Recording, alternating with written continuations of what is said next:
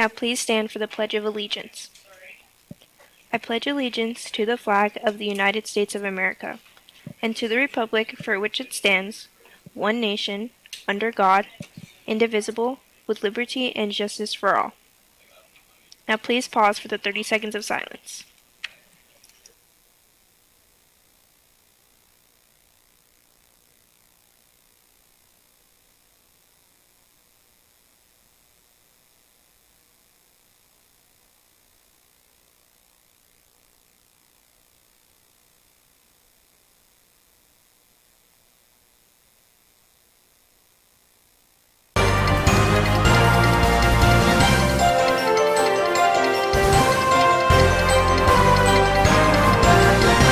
Good morning, Grizzlies. I'm Zadius. I'm Mimi. And I'm Mariel with GNN, your Grizzly News Network. Today is Tuesday, April 4th, 2023.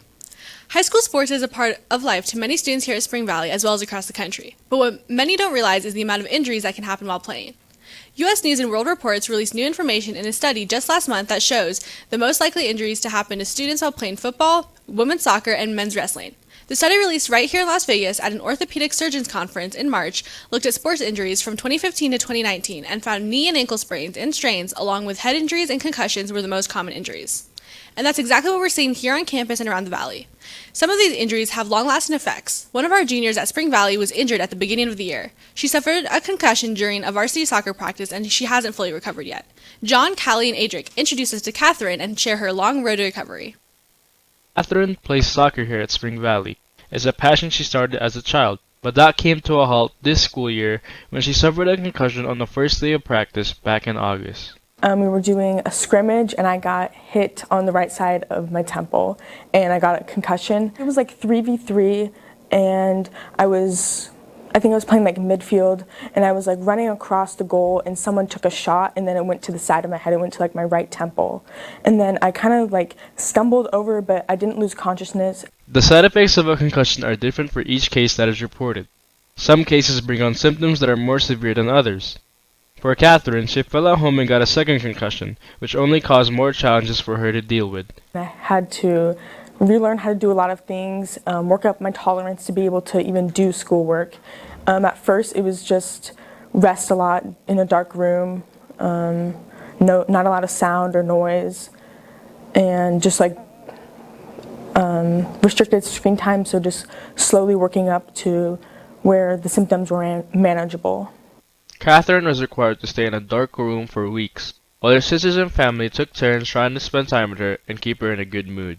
Well, I have a big family, so all my sisters, they would just take turns keeping me company, and I liked watching sports, so I would do that too. I was able to like listen to the games. It's hard. It's hard at first because you don't really have much to do. I mean, you can watch some TV, but not a lot. You have to just find like some audiobooks or podcasts. You just have to get through it and know that if you take the time now to let it recover the right way and like make sure the symptoms aren't flared up, then the other processes will be easier.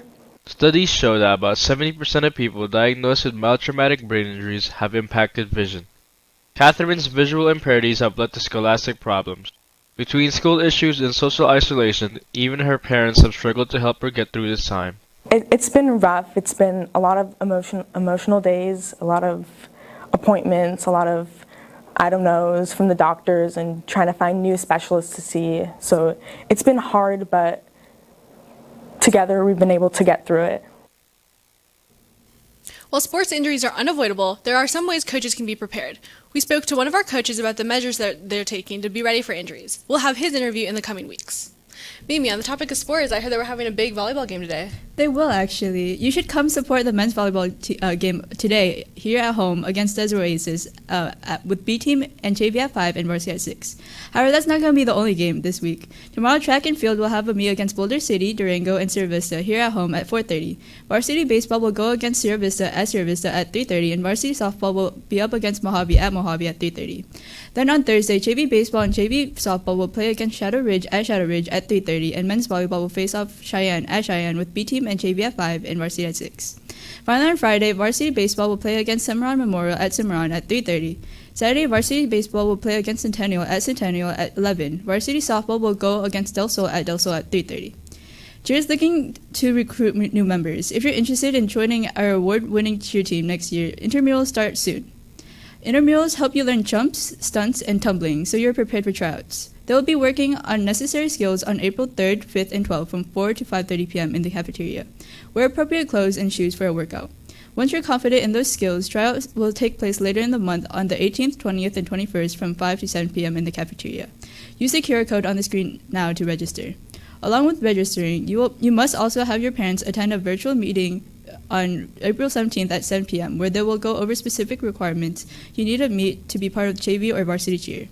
If you have any additional questions, see Coach Hamburger in room 211 and remember to follow them on Insta at spring_valley_cheer.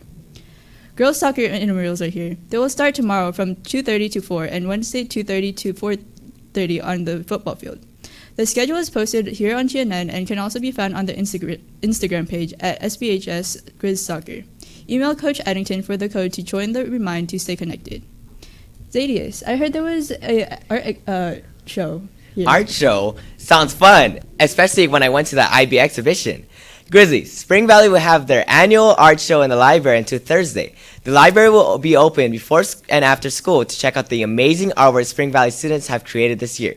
Teachers, please contact Mrs. Bechtel to schedule a time to bring your students up for viewings. Spring Valley art students have done wonderful artworks this year, so we hope you get a chance to check out the show. See you there. Little Armenia is meeting tomorrow at 2:01 p.m. in room 806. The club is a safe place for one-on-one support and differing opinions. Learn about Armenian culture and language. There is a Google apprenticeship program for students that are 18 or older and are interested in software engineer, user experience, and project management. Each apprenticeship is 20 months long and is a full-time paid opportunity, which is fully remote, which means you can be a Google intern from right here in Las Vegas. Applications open for the first 2 weeks of April. Click on the QR code for more information and to apply. And now is your chance to secure $5,000 for your education through the America First Charitable Foundation. They're offering 10 scholarships to good students who are dedicated to community service and who demonstrate leadership. The deadline to apply is April 30th. Go to americafirst.com/scholarship.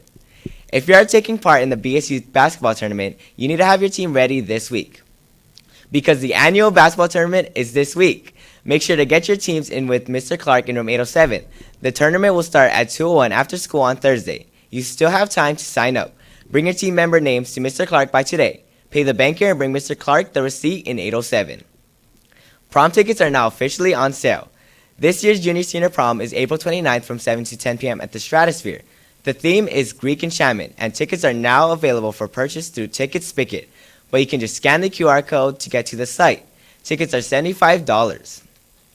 Seniors, what better way to celebrate your hard work from these past years than on grad night?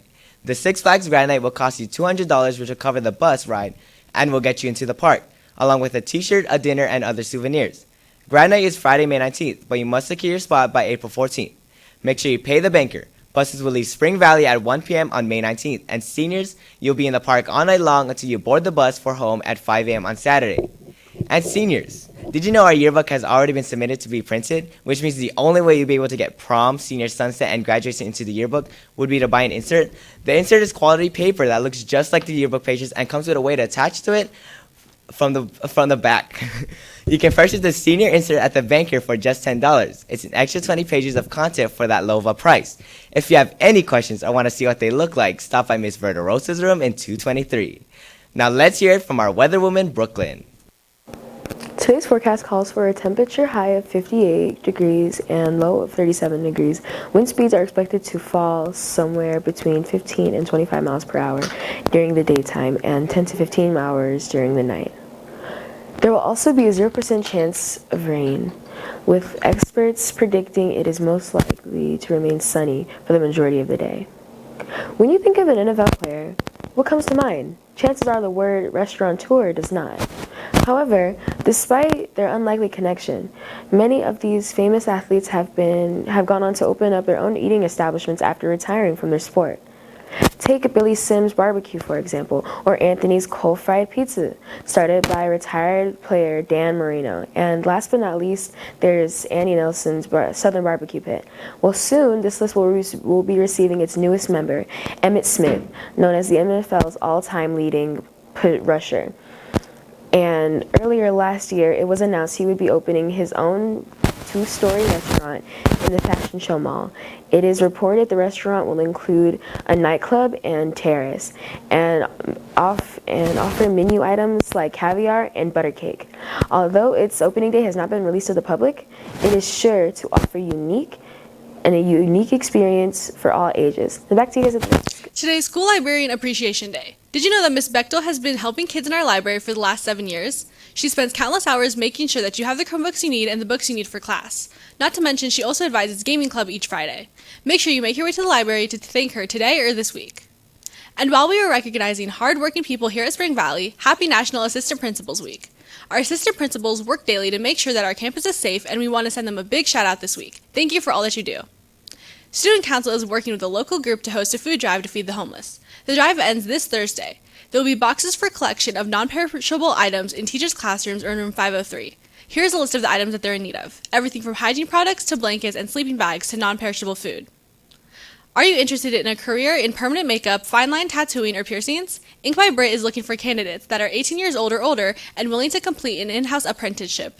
They will be in the cafeteria tomorrow for both lunches with more information. Scan the QR code today.